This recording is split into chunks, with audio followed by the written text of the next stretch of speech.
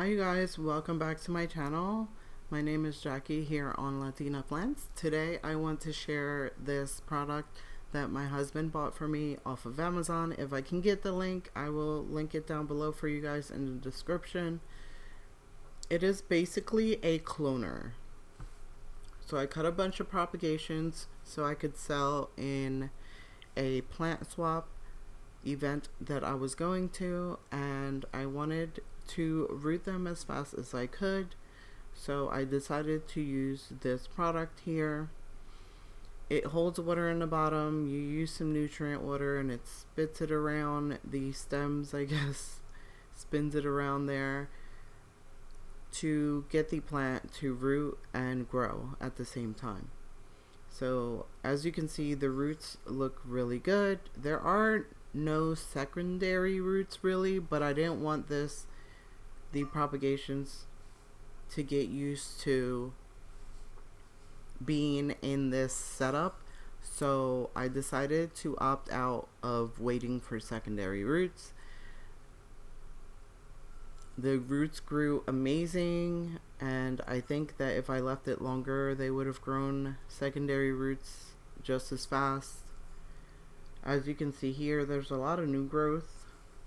I chose to do the Scindapsus exotica, some Cebu blue, and here you will also see that the Scindapsus exotica is one of the harder plants to root.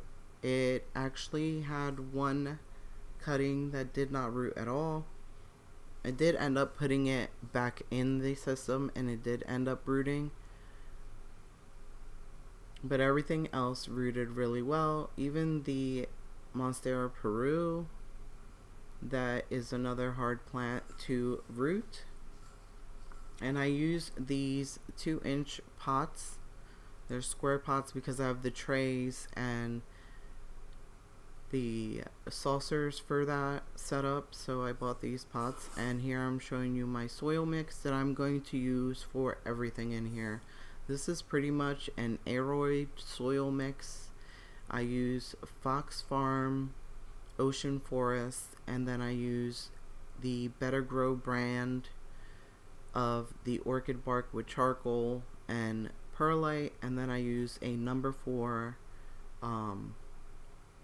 Mother Farm or something like that number of perlite, and I pull out this Myco to sprinkle on the roots before I pot them up to get them used to the soil, and Osmocote for outdoor and indoor plants to have some slow release fertilizer.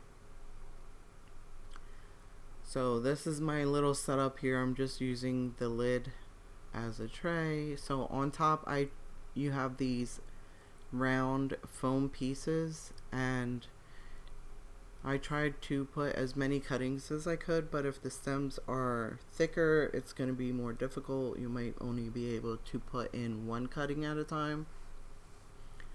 And so as you can see here that I'm showing you, they have great, amazing roots. I am fast playing this a little bit for you guys so it's not so long and repetitive as well. I also didn't want to cut anything out because I wanted you to see the video in its entirety, and if I didn't fast play it, you guys, it would have been way too long of a video.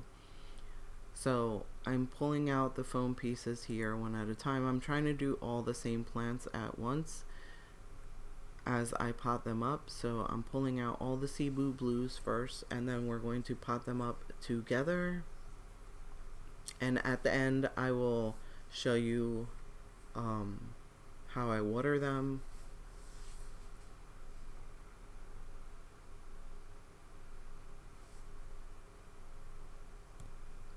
So I wanted to also add here that I didn't want the plants to sit in this system for too long, because I did realize that some of the new growth was underneath the foam, and if it's not getting any light it's gonna have no like pigment to it. It's not gonna be very healthy. So I wanted to pull them out because they were already starting to grow new growth under the foam, and I was just afraid that that new growth would die off.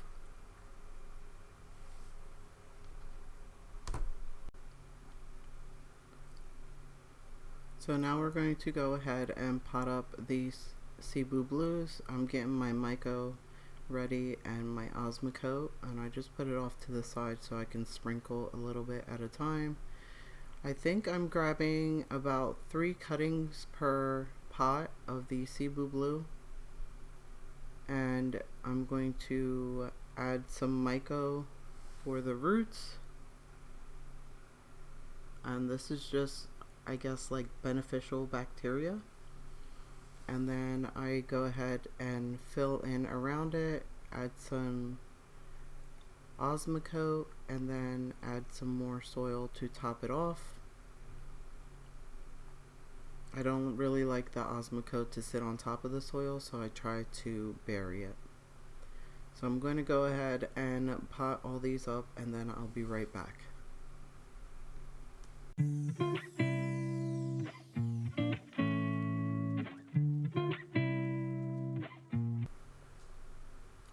I did want to add, you guys, that the entire system was sitting on a bookshelf that I had extra in the house, and I put some grow lights on the shelf above it, about 2 grow lights, and I sat the system rather close to the lights, and that's how it got lights.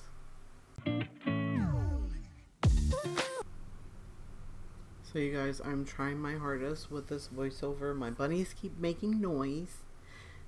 My neighbors across the street are like grinding stumps and wood. And then my husband is home all week. So yeah, like I was saying, my husband's home all week because he's working on the Christmas light show that he does every year. And he's up on that lift and he's making noise coming in and out of the house. And phones ringing, motorcycles for some reason driving by really loudly. It's just been a struggle, you guys, for this video, but I am working hard and I hope you guys enjoy it.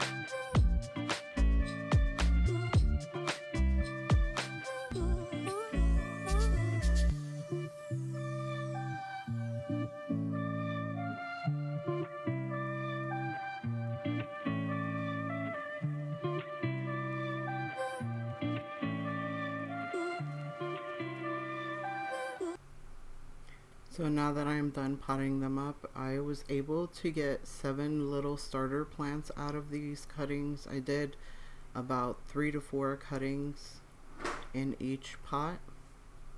And here's going to be a little close-up of what they look like. I think they look great. And yeah, this works.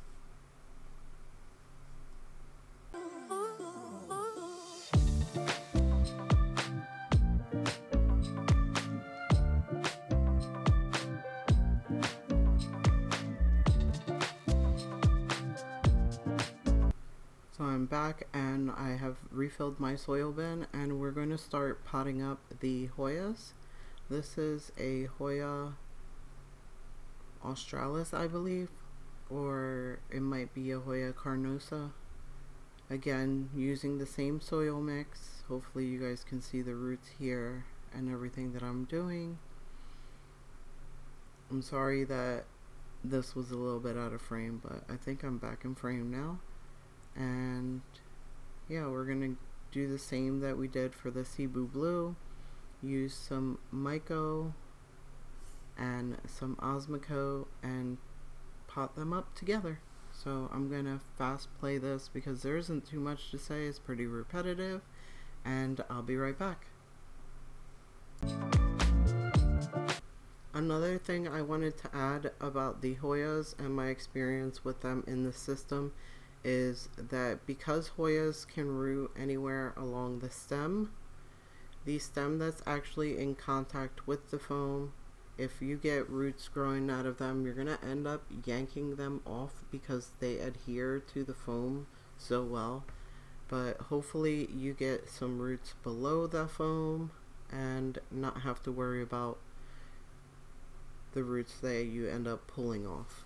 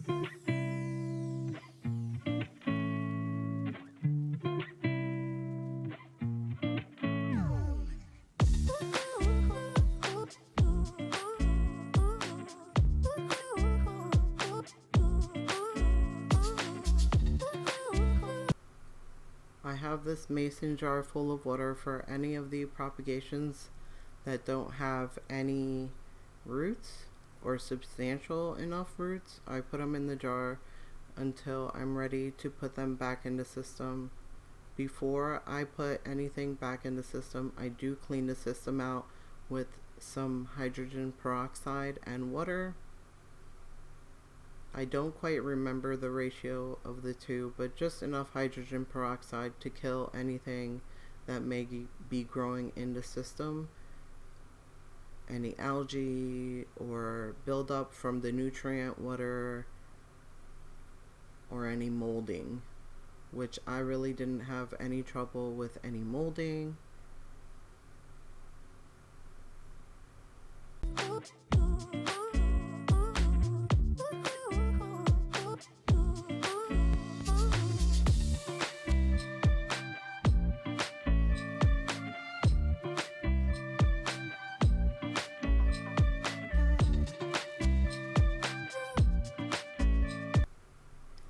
I wanted to come on here and tell you guys, look at these roots from the Scindapsus exotica. I believe that this plant did the best in rooting in the system. It worked really well.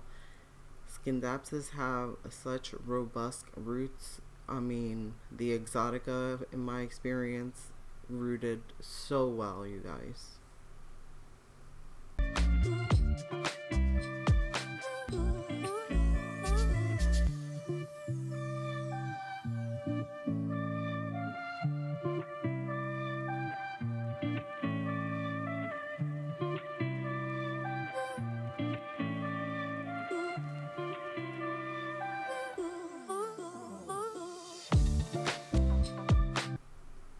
So because the exotica rooted so well and I feel like it's going to fill the pot up pretty quick, I'm going to just use these brown Dollar Tree pots. They're really flimsy, but they're good nursery pots. I like them because you can tell the weight of your pot and whether it needs to be watered or not.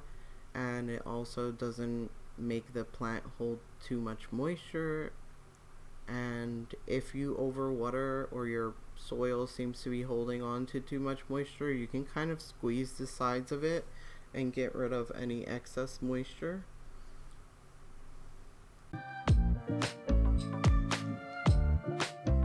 So for this Scindapsus exotica, I am doing a combination of 3 to 4 cuttings per pot because I believe that that's enough, and it's a prolific grower as well, so I think you will get a nice size plant with 3 to 4 cuttings.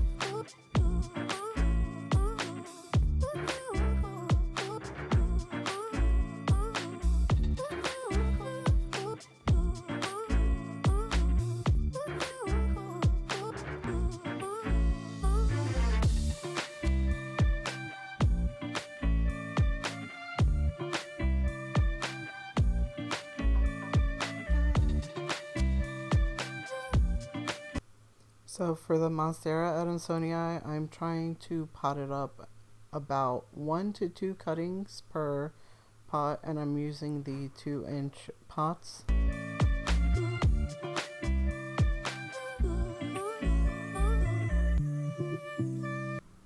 So I find that the Monstera adansonii doesn't need a huge pot. I don't think that the roots grow that quickly, and they like to be more tight in their pot. So that's why I'm using the 2.5-inch pots. And here you're going to see one of the propagations actually lost its leaf. It does have a new growth coming, so I'm going to go ahead and just stick it on the top of the soil on one of the other pots that I potted up. And then we're going to get to watering the plants.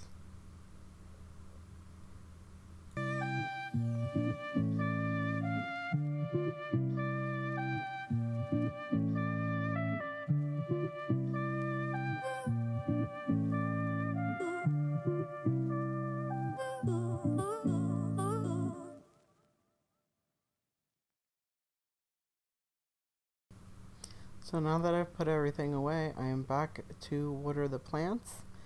I do not put any fertilizer in the first watering of these plants because I have slow release. The soil is packed with great nutrients because it's new fresh soil.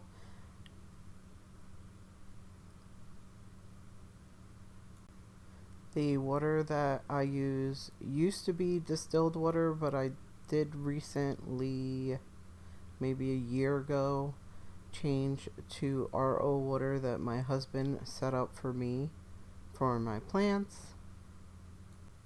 So I do go ahead and make sure that all the soil is nice and moist and water them all in. In the next watering, I will start to use fertilizer for each of the plants. I just want to say that this saucer is awesome, you guys. I think I got it from either Lowe's or Home Depot, and it's one of the taller saucers. I prefer this one over the others because I can do mass watering with it. I can also do some bottom watering with it as well. I hope you guys find this video interesting and informative. Let me know how you like the audio, voiceover, the fast play of the video, and if you have any other questions, please let me know. Thank you guys so much for joining me on this video. I really do appreciate it. I hope you continue to watch my videos and come back. If you like videos like this, make sure to like, share, and subscribe. And until next time, you guys, follow me on Instagram and TikTok, same as here, Latina Plants. Bye.